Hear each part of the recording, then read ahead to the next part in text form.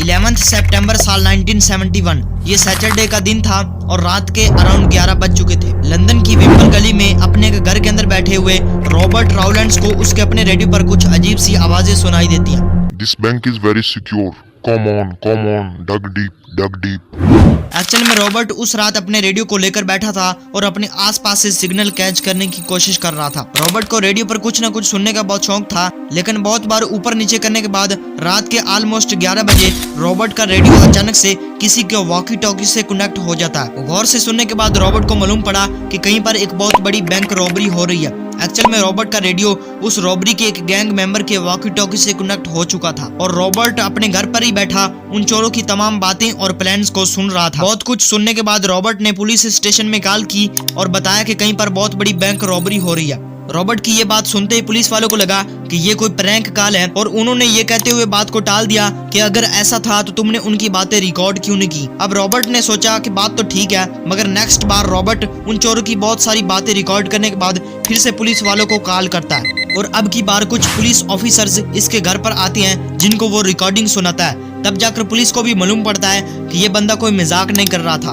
फिर लंदन की पुलिस ने आसपास के ऑलमोस्ट 13 किलोमीटर रेडियस के अंदर मौजूद 750 से भी ज्यादा बैंक्स को छान डाला, मगर किसी में कोई भी चोरी नहीं हुई थी। 2 दिन बैंक्स को छुट्टी थी और तीसरे दिन यानी कि मंडे के दिन लंदन के बेकर स्ट्रीट में मौजूद एक बैंक मैनेजर आकर अपने बैंक को खोलता है और अंदर इंटर होता है। कुछ टाइम के बाद वो बैंक के लॉक को खोलता है और मैनेजर के साथ साथ बैंक के दूसरे एम्प्लॉयज की भी आंखें फटी की फटी रह जाती हैं। बिकॉज बैंक के 268 सेफ्टी डिपॉजिट बॉक्स खुले हुए थे और इस रूम के फर्श पर 36 सेंटीमीटर का एक गड्ढा भी बना हुआ था जो कि 12 मीटर लंबी एक टनल से जुड़ा हुआ था। इन्वेस्टिगेशन के बाद मालूम पड़ा कि इस बैंक से बहुत सारे पैसे, कुछ कीमती चीजें और बहुत सारा गोल्ड यानी सोना लूटा गया है, जिसकी कीमत उस टाइम पर मिनिमम 1.5 मिलियन पाउंड यानी आज के 51 मिलियन पाउंड्स जो कि 5 करोड़ 10 लाख रुपए बनते हैं, लूटे गए थे। फाइनली उस टाइम पर लंदन की हिस्ट्री की सबसे बड़ी बैंक रॉबरी हो चुकी थी और बहुत कुछ जानने के बावजूद भी पुलिस कुछ नहीं कर पाई थी। जी हाँ दोस्तों, ये सच्ची कहानी है लंदन की बेकर स्ट्रीट में मौजूद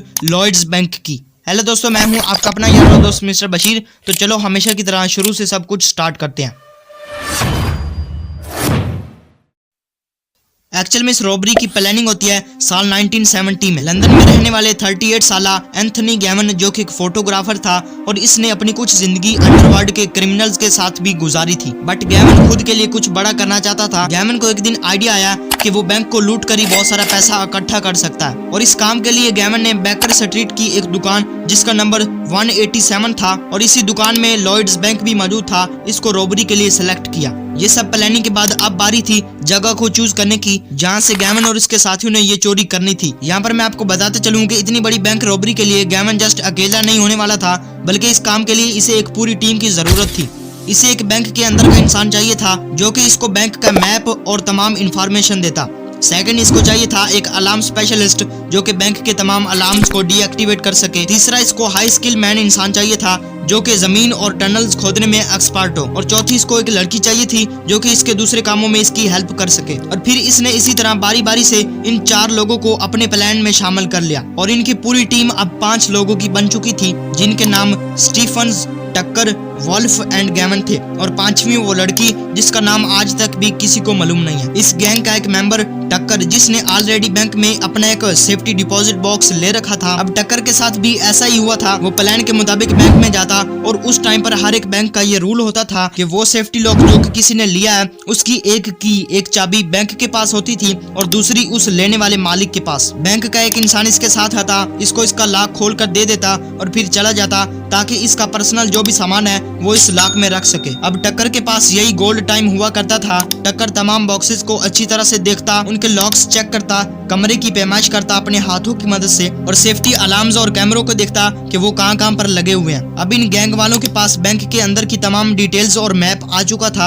अब इन्होंने अच्छी तरह से सोचा कि टनल को कहां से खोदना स्टार्ट किया जाए। तो इनके माइंड में एक बहुत ही कड़क प्लान आता है। गैमन और उसके साथियों ने देखा कि बैंक के साथ ही एक रेस्टोरेंट है और इस रेस्टोरेंट के आगे है एक चमड़े की दुकान जिसका नाम था ली सैक और इस दुकान का मालिक इसे आगे रेंट पर, किराए पर देना चाहता था। अब गैमन और इसके साथियों ने सोचा कि इससे अच्छा मौका फिर हमें कभी नहीं मिलेगा उन्होंने इस चमड़े की दुकान को किराए पर लिया और इसे व्हाइट पेंट से रीपेंट कर दिया ताकि देखने वालों को ऐसा लगे कि इस दुकान में कुछ कंस्ट्रक्शन का काम चल रहा है। अब चूंकि ये दुकान बैंक से कुछ ही मीटर्स की दूरी पर थी, तो असल में इन लोगों ने ये डिसाइड किया कि हम इस चमड़े की दुकान से टनल खोदना शुरू करेंगे और इसको खोदते खोदते साथ वाली दुकान जो कि एक रेस्टोरेंट था, इसके बेसमेंट यानी तहखाने तक लेकर जाएंगे, फिर वहां पर रेस्ट करेंगे और फिर वहां से आगे बैंक तक खुदाई का काम करेंगे। तो अब फाइनली सब कुछ रेडी था, तो इन 5 लोगों ने इस टनल की खुदाई का काम शुरू कर दिया। इनको कई सारे दिन लगे पास के रेस्टोरेंट के तहखाने तक पहुंचने में और फाइनली अब कुछ वीक्स के बाद इनकी टनल आधी कंप्लीट हो चुकी थी और फिर 10 सितंबर साल 1971 को इनकी ये पूरी टनल कंप्लीट हो चुकी। बट अब बारी थी बैंक के अंदर जाने की, तो इन्होंने ऊपर से बहुत खुदाई की, बट बहुत ज्यादा कंक्रीट होने की वजह से ये उसे नहीं तोड़ पाए। फिर ये एक बहुत बड़ा जैक लेकर आते हैं, इससे भी काम नहीं हुआ और फिर ये लोग बैंक के फर्श में सुराख या होल करने के लिए वहां पर बॉम्ब ब्लास्ट करने की ठानते हैं। फॉर्चुनेटली उस टाइम पर बैंक के आसपास कंस्ट्रक्शन का काम चल रहा था और इसीलिए तोड़फोड़ की आवाजें आती ही रहती थी और इसी कंस्ट्रक्शन वाले काम की वजह से बैंक के अलार्म्स भी कई बार बिना किसी खतरे के ही बजते रहते थे, जिसकी वजह से पुलिस को भी ये मालूम था कि ये अलार्म्स खुद ब खुद ही एक्टिवेट हो जाते हैं। और इसी बात का फायदा उठाते हुए गैमन और इसके साथियों ने बैंक के नीचे टनल के अंदर से एक बॉम्ब को फोड़ा, जिससे बैंक के लॉकअप रूम में 36 सेंटीमीटर का एक गड्ढा बन गया। यहाँ पर मैं आपको बताता चलूं कि जब ये लोग ये सब काम कर रहे थे, तब इनका एक साथी पास की बिल्डिंग पर खड़ा बाहर से इनके ऊपर और बैंक पर नजर रख रहा था कि किसी को मालूम न पड़ जाए। वो एक एक पल की खबर वॉकी टॉकीज की मदद से अपने बाकी साथियों तक पहुंचा रहा था कि बाहर ये सिचुएशन है। और यही वो मेंबर था जिसका वॉकी टॉकी रॉबर्ट के रेडियो से कनेक्ट हुआ था और रॉबर्ट ने पुलिस को बताया।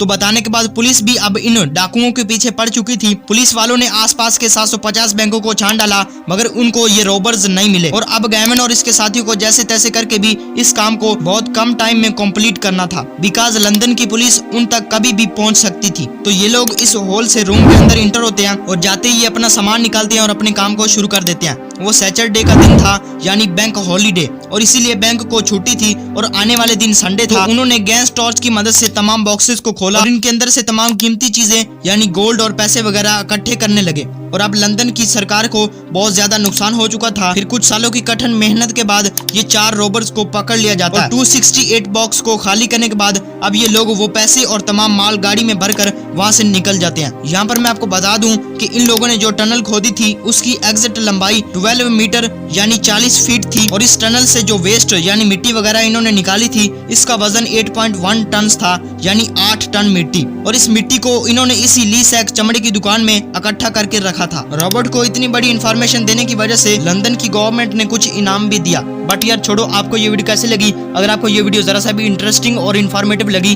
तो प्लीज चैनल को सब्सक्राइब कर दें, बिकॉज मैं इसी तरह की इंटरेस्टिंग और इन्फॉर्मेटिव वीडियोस इस चैनल पर लाता रहता हूँ। मिलते हैं फिर किसी इसी तरह की नई वीडियो में, तब तक के लिए बाय।